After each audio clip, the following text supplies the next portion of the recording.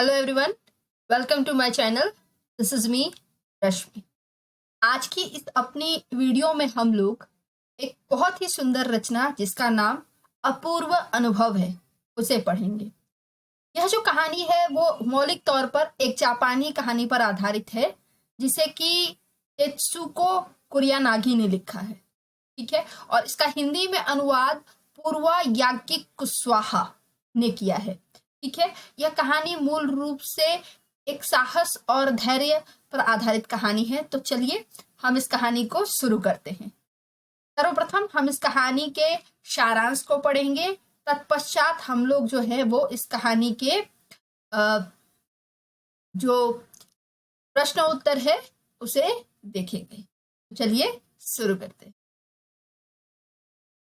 तो जैसा कि मैंने आपको बताया कि सर्वप्रथम हम लोग इस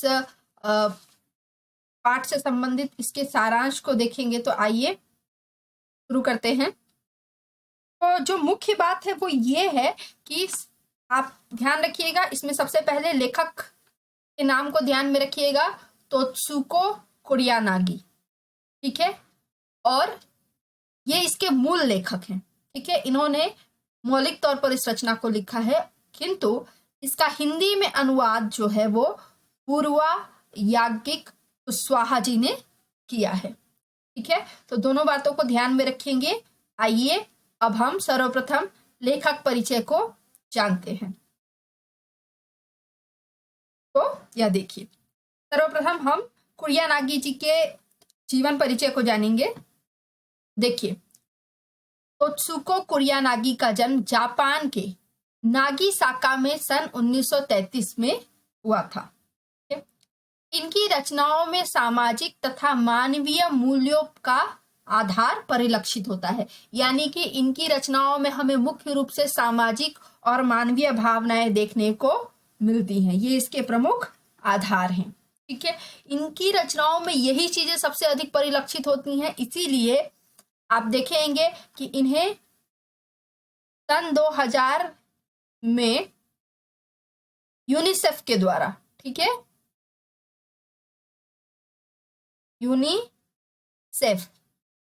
यूनिसेफ के द्वारा क्या हुआ है, पुरस्कार मिला है। कौन सा पुरस्कार मिला है, यहां लिख देती हूं मैं, ग्लोबल, ठीक है, global leadership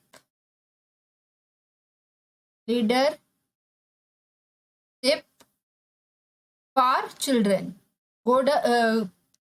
global leadership for children नामक पुरस्कार इन्हें चिल्ड्रन, ठीक है, ये पुरस्कार इन्हें दिया गया था। इस पुरस्कार से इन्हें सम्मानित किया गया था। इसको तेत्सुको कुरियानागी, जो इस कहानी के मौलिक लेखक हैं। ठीक है, आइए अब हम इस कहानी के सारांश को पढ़ते हैं। जी, तो देखिए, तोतो-चान, ठीक है, सर्वप्रथम मैं आपको बता दूं, ये जो कहानी है, इस कहानी के भीतर हमें दो मौलिक पात्र देखने को मिलते हैं। एक का नाम है तोतो-चान और दूसरे का नाम है यासुकी-चान।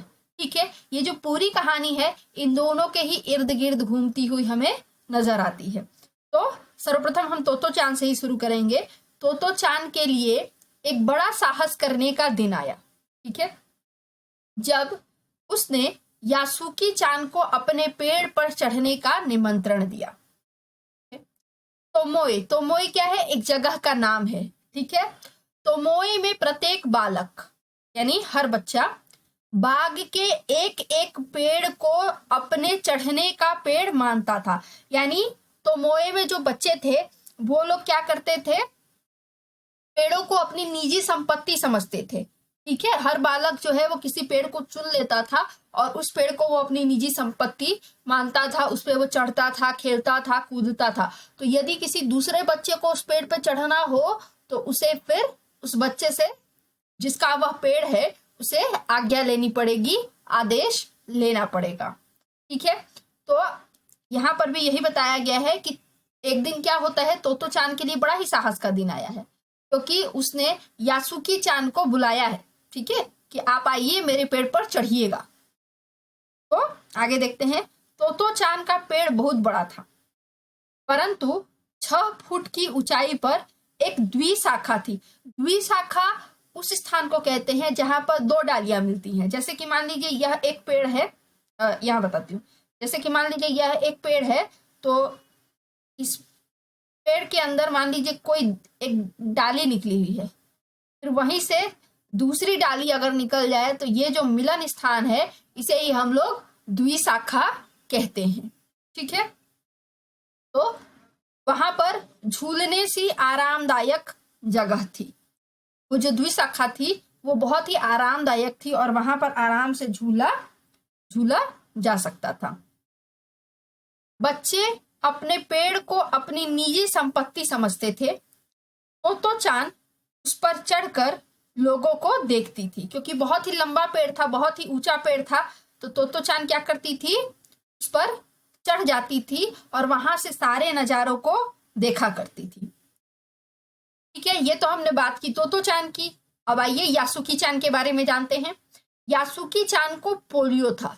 ठीक है, पोलियो एक बीमारी होती है जिसके कारण क्या हो जाता है, बच्चे जो होते हैं वो अपंग हो जाते हैं। ठीक है, और जिसके कारण उन्हें चलने उठने बैठने में समस्या होती है। तो यासुकी चान को भी पोलियो था, इसलिए वह पेड़ पर नहीं चढ़ पाता था। इसीलिए वो किसी पेड़ को अपनी निजी संपत्ति भी नहीं समझता था। जाहिर सी बात है, वह किसी पेड़ पर चढ़ नहीं सकता है, तो किसी पेड़ को अपनी निजी संपत्ति वह क्यों समझे। ठीक है, तो तोतो चान ने सभी से छिपकर उसे न्योता दिया था कि यासुकी चान तो चढ़ पाता नहीं था, यासुकी चान का कोई पेड़ तो था नहीं। तो तोतो चान ने क्या किया, यासुकी चान को बुलाया सबसे छिपकर, यानी कि उसके माता पिता को नहीं पता है कि वो तोतो चान को कि वो यासुकी चान को बुला रही है। ठीक है, उसके बाद क्या होता है, तोतो चान स्कूल पहुंची तो मैदान में उसे यासुकी चान मिल गया। यासुकी चान पैर घसीटता हुआ उसकी ओर बढ़ा। तोतो चान भी उत्तेजित थी। उल्लास में दोनों हंसने लगे। तो दोनों बहुत ज्यादा खुश थे, क्योंकि आज वो दोनों क्या करने वाले थे, पेड़ पर चढ़ने वाले थे। तो तोतो चान जैसे ही स्कूल खत्म होने के बाद मैदान में पहुंचती है, देखती है कि यासुकी चान वहां पर खड़ा है और वो अपने पैर को घसीटते हुए वहां पर आता है और दोनों हंसने लगते हैं, क्योंकि अब वे दोनों पेड़ पर चढ़ने वाले हैं। तोतो चान उसे पेड़ की ओर ले गई। ठीक है, तोतो चान क्या करती है, यासुकी चान को अपने साथ पेड़ की ओर ले जाती है। फिर चौकीदार के छप्पर से एक सीढ़ी घसीटती हुई लाई। उसे तने के सहारे लगाकर एक कुर्सी पर चढ़कर सीढ़ी के किनारे को पकड़ लिया। ठीक है, एक सेकंड रुकिए, पकड़ लिया। यासुकी चान पहली सीढ़ी पर बिना सहारे नहीं चढ़ पाया। तो चान जाती है, चौकीदार के छप्पर से सीढ़ी भी लेकर आती है और यासुकी चान कोशिश भी करता है, लेकिन सीढ़ी पर बिना सहारे वो चढ़ नहीं पाता है। छोटी और नाजुक सी तोतो चान उसे पीछे से धकियाने लगती है, पीछे से धक्का देने लगती है और पर सफल नहीं हो सकी। यासुकी चान को पेड़ पर चढ़ाने की उसकी हार्दिक इच्छा थी।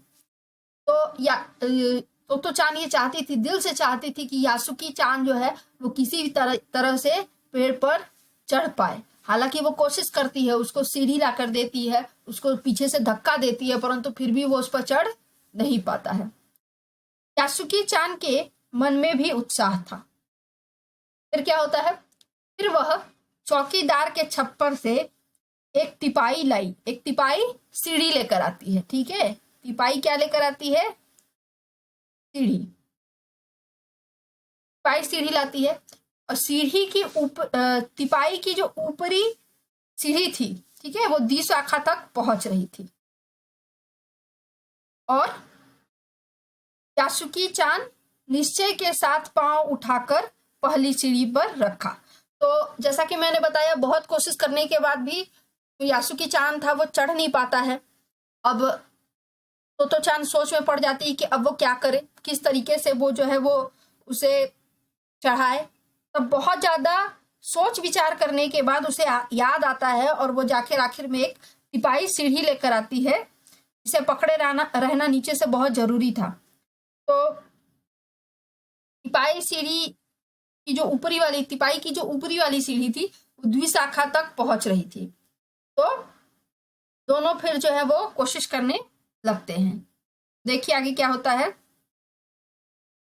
यासुकी चान जो है वो एक अपना पहला पैर बढ़ाकर सीढ़ी पर रख देता है।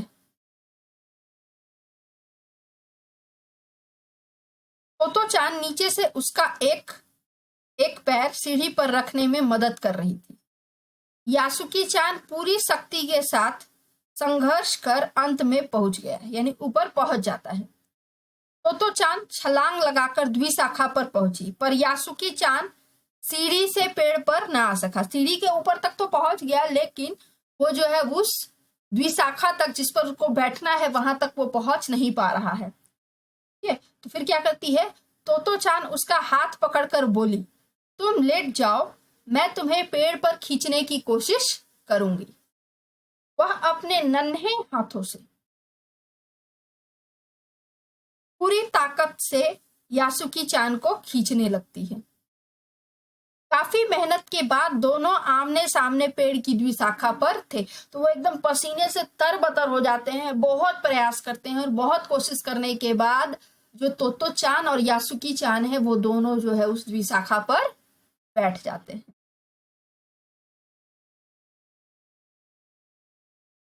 तोतो चान ने अपने पेड़ पर उसका स्वागत किया। इसका स्वागत किया यासुकी चान का। उस दिन यासुकी चान ने अत्यंत प्रसन्न होकर दुनिया की एक नई झलक देखी। दोनों बड़ी देर तक इधर उधर की बातें करते रहे। यासुकी चान ने कहा कि उसकी बहन अमेरिका में है। उसने बताया कि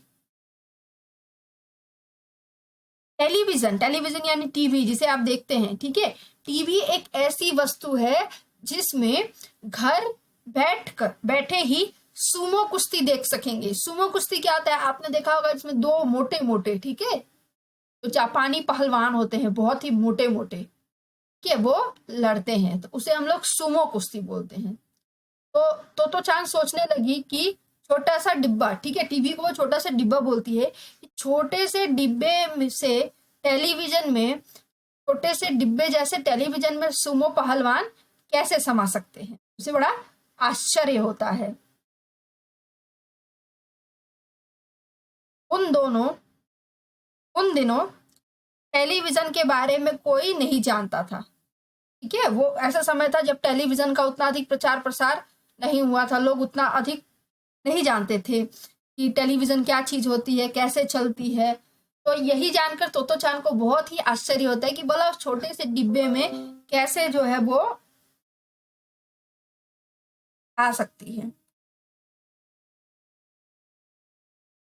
हाँ, कैसे वो उसके भीतर, एक मिनट रुकिए जरा आप लोग।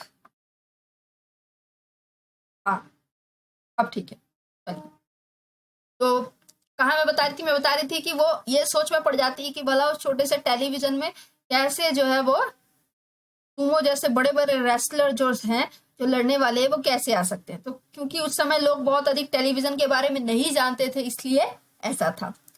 आप तो सभी जानते हैं। तो यासुकी चान के लिए पेड़ पर चढ़ने का यह पहला और अंतिम मौका था। दोनों अपनी सफलता पर बेहद खुश थे। यहाँ पर आप समझ सकते हैं कि अत्यधिक धैर्य और परिश्रम के द्वारा जो है वो, यदि कोई सच्चे लगन और परिश्रम के साथ प्रयास करे तो कोई भी कार्य असंभव नहीं है, कुछ भी किया जा सकता है। यह हम तोतो चान और यासुकी चान के माध्यम से जान सकते हैं। जब तोतो चान प्रयास करती है तो यासुकी चान भी प्रयास करता है। दोनों अत्यंत धैर्य के साथ प्रयास करते हैं। समय कब निकल जाता है ये पता भी नहीं चलता है, लेकिन आखिर में वो सफलता प्राप्त करके रहते हैं। तो ये कहानी है, से हमें यही प्रेरणा मिलती है कि हमें अपना कार्य धैर्य के साथ करना चाहिए। और इस पाठ से संबंधित कुछ शब्दार्थ आप देख सकते हो, जैसे इसे आप अपनी कॉपी में लिख लो ताकि आपको आसानी हो।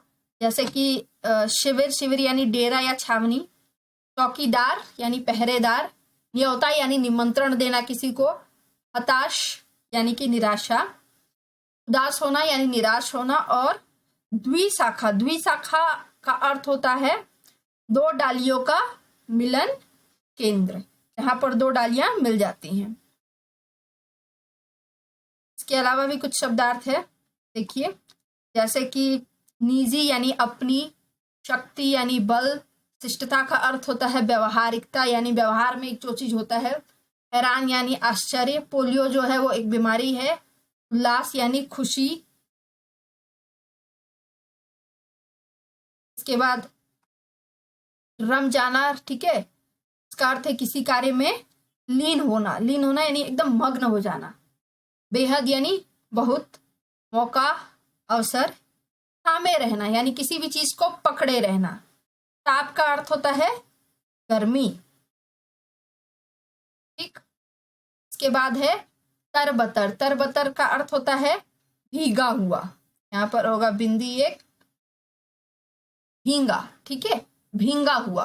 टेलीविजन यानी दूरदर्शन, जिसे हम लोग टीवी भी कहते हैं, गप्पे लड़ाना यानी कि बात करना, जूझना यानी संघर्ष करना, उमंग, उत्साह, लुभावनी यानी मन मोहने वाली, और उत्तेजित यानी प्रोत्साहित।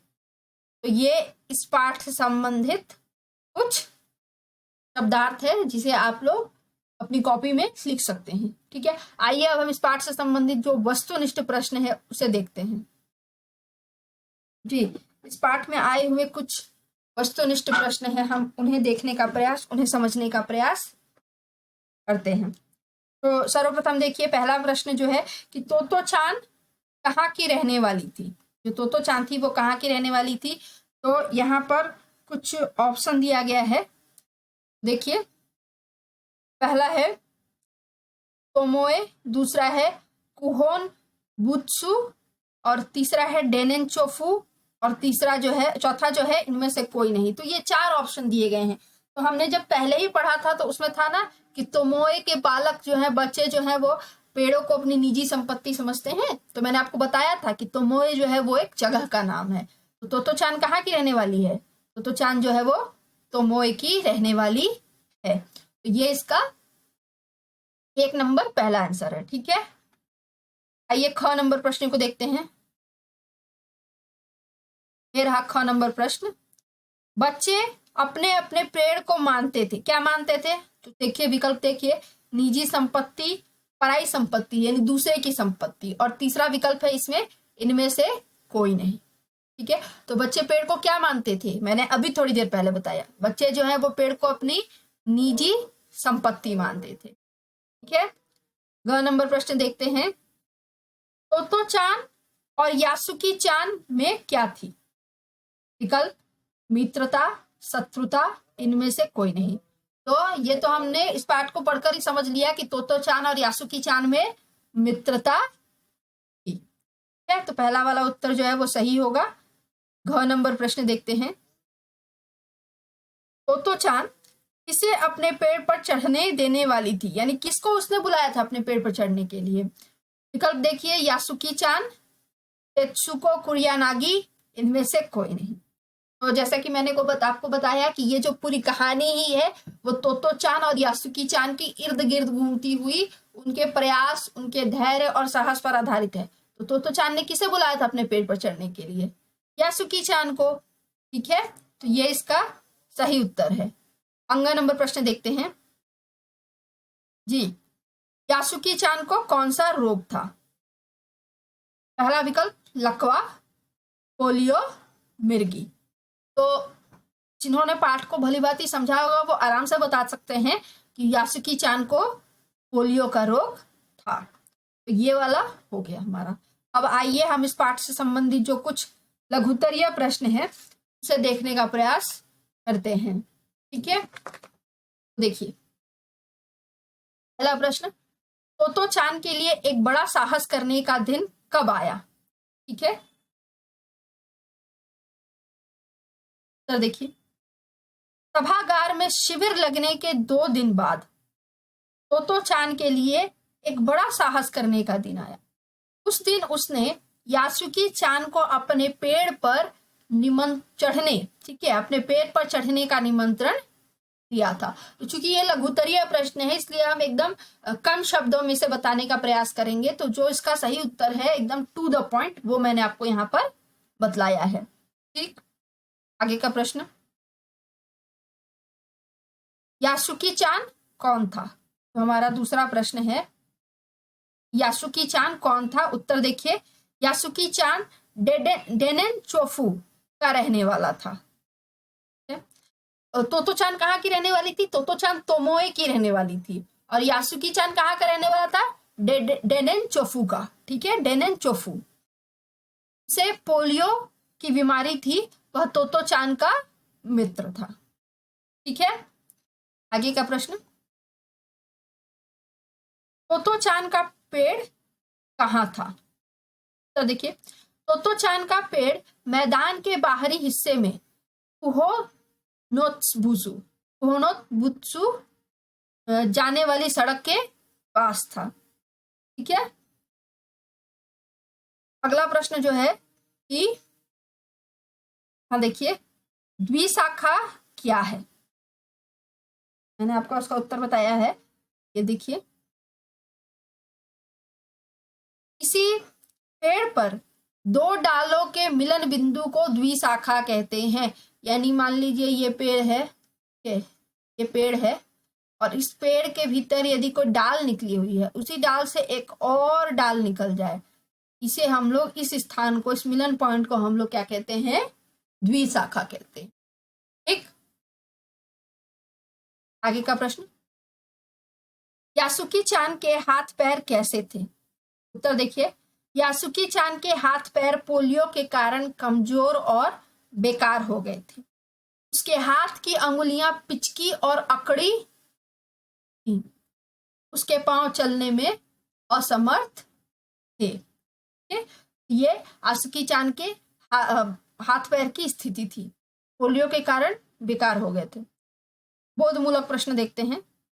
आइए, पहला प्रश्न, तोतो चान यासुकी चान को अपने पेड़ पर क्यों चढ़ने देना चाहती थी? क्या कारण था कि तोतो चान जो है वो यासुकी चान को बुलाती है कि आओ आकर मेरे पेड़ पर चढ़ो? तो उत्तर देखिए, तोतो चान यासुकी चान को अपने पेड़ पर चढ़ाकर तमाम नई नई चीजें दिखाना चाहती थी। यासुकी चान से उसकी मित्रता तथा सहानुभूति थी, इसलिए उसे वह अपने पेड़ पर चढ़ने देना चाहती थी। तो तोतो चान इसलिए बुलाती है ताकि यासुकी चान के प्रति उसके मन में सहानुभूति रहती है, क्योंकि यासुकी चान को पोलियो की बीमारी थी, वो कहीं ज्यादा चल फिर नहीं सकता था, चीजों को देख नहीं सकता था, इसीलिए वो यासुकी चान को बुलाती है कि आओ आकर मेरे पेड़ पर चढ़ो और दुनिया में बहुत सारी चीजें, मतलब वहां से बहुत सारे नजारे देखते हैं, उसे भी आप देख सकते हो। तो इसके लिए वो उसे अपने पेड़ पर चढ़ने देना चाहती थी। ठीक है, दूसरा प्रश्न देखिए, तोतो चान माँ से क्या कहकर घर से निकली?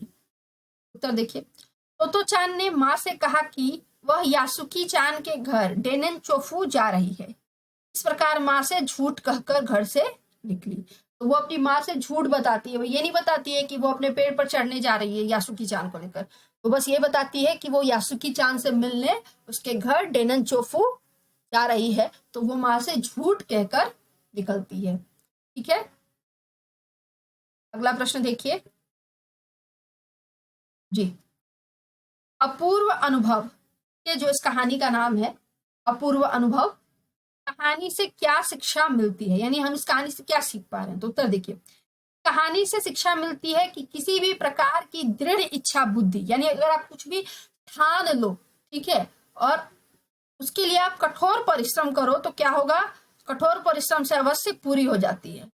तोतो चान की योजना अपंग यासुकी चान को पेड़ पर चढ़ाने की थी। यह जोखिम भरा कठिन काम था, पर एक लड़की अपनी तीव्र इच्छा शक्ति और बुद्धि के उपयोग से सफलता प्राप्त कर ली। तो हमें इस कहानी से मूल रूप से यही सीखने को मिलता है कि यदि आप किसी चीज को ठान ले, दृढ़ इच्छा शक्ति के द्वारा ठान ले और उसे प्राप्त करने के लिए यदि आप कठोर परिश्रम करें तो आप उस चीज को प्राप्त कर सकते हैं। यह हमें तोतो चान और यासुकी चान के द्वारा देखने को मिलता है, जिसमें तोतो चान ये निश्चय करती है कि वो यासुकी चान को पेड़ पर चढ़ाएगी और अपनी शक्ति, अपनी बुद्धि का प्रयोग करके वो यासुकी चान को पेड़ पर चढ़ाने में सफल हो जाती है। तो उसके कारण क्या होता है, यासुकी चान को एक बहुत अपूर्व अनुभव होता है, यानी एक सुंदर अनुभव होता है, संसार की नई नई चीजों को उसे देखने को मिलता है, क्योंकि वो पेड़ बहुत ही ऊंचा था और वहां से पूरा शहर दिखता था। ठीक है, अगला प्रश्न देखते हैं जी। ये एक पंक्ति है कि सूरज का ताप उन पर चढ़ रहा, पर दोनों का ध्यान यासुकी चान के ऊपर तक पहुंचने में रमा था। संदर्भ व्याख्या कीजिए। तो ये एक पंक्ति है और आपको इस पंक्ति की क्या करनी है, व्याख्या करनी है। तो आइए उत्तर देखते हैं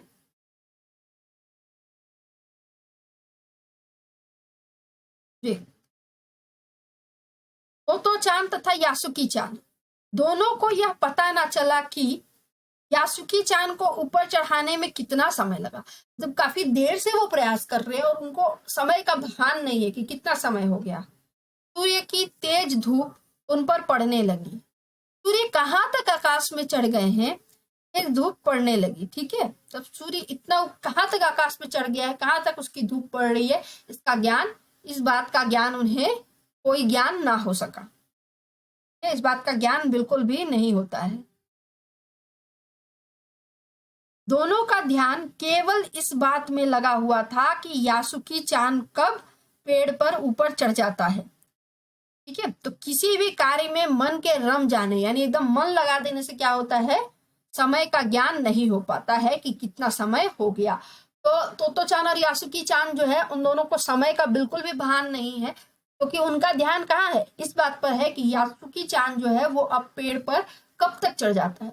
बहुत ही कठिन परिश्रम, एकदम पानी में तरबतर हो गए थे, पसीने से एकदम तरबतर हो गए थे, फिर भी प्रयास किए जा रहे थे और उनका ध्यान इसी में था कि कब जो है वो यासुकी चान पेड़ पर चढ़ पाता, और इसलिए उन्हें समय का थोड़ा भी ज्ञान नहीं रहता है। ठीक है, आइए अब इस पाठ से संबंधित जो भाषा बोध के प्रश्न हैं हम उन्हें देख लेते हैं। तो सर्वप्रथम इसमें देखिए वाक्य बनाने के लिए दिया गया है, कुछ शब्द हैं जैसे शिविर, न्योता, छुट्टी, संपत्ति, उल्लास, कुछ शब्द दिए गए हैं।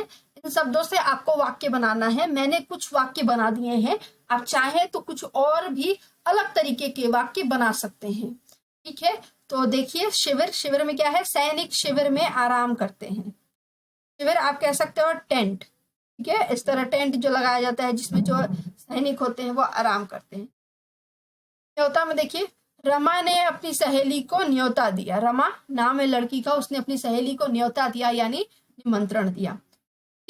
रविवार को छुट्टी रहती है। संपत्ति, मेरे पास थोड़ी, यहाँ पर थोड़ी होगा। ठीक है, मेरे पास थोड़ी सी संपत्ति है। ठीक है, और उल्लास, उनके मन में बड़ा उल्लास था। उल्लास यानी खुशी। ठीक है, तो उल्लास शब्द दिया गया है तो उससे हमने एक वाक्य बनाया है। आप अलग अलग तरीके के वाक्य भी इन शब्दों से बना सकते हैं। ठीक है, अब दूसरा देखिए, दूसरे में क्या कहा गया है, विलोम शब्द लिखिए। कुछ शब्द दिया गया है, इनका विलोम शब्द बताना है, जैसे आकाश, पाताल, पीछे, आगे, ऊपर, नीचे, झूठ, सच, गर्मी, जाड़ा। ये कुछ शब्द हैं, इनका विलोम बताना है जो मैंने यहाँ पर आपको दे दिया है। तो इस पाठ के जो मूल अभ्यास प्रश्न थे उसे हम लोगों ने कर लिया है और आशा है कि आपको यह पाठ का सारांश और इसके जो प्रश्न उत्तर है वो अवश्य समझ में आए होंगे। तो इसी के साथ धन्यवाद।